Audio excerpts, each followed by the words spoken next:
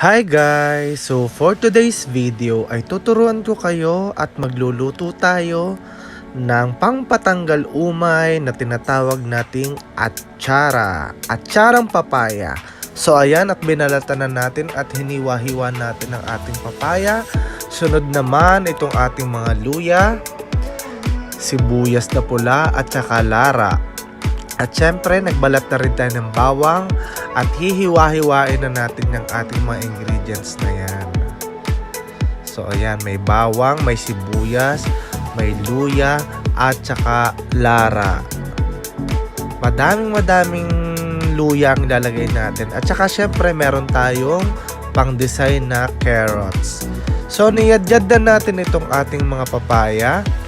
At nilagyan natin ito ng asin at nilamas-lamas muna natin para lumabas yung kanyang katas. At pipigaan natin ito para mas lumabas pa yung katas at saka natin ito huhugasan.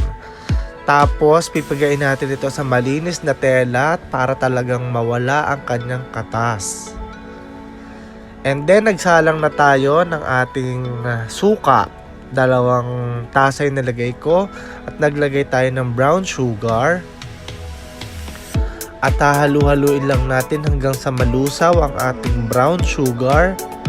Mga 1/4 yung ginamit ko pero may tira pa na konti.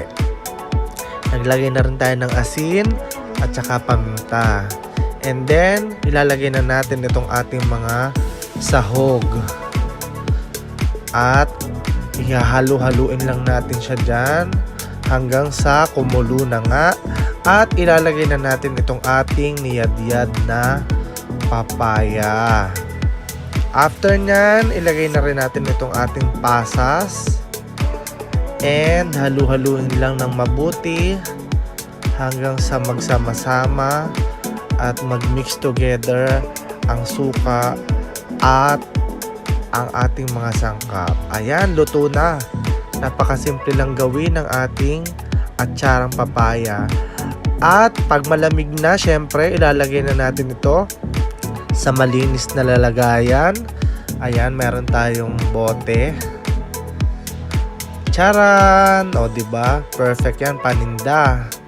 At saka pantanggal umay.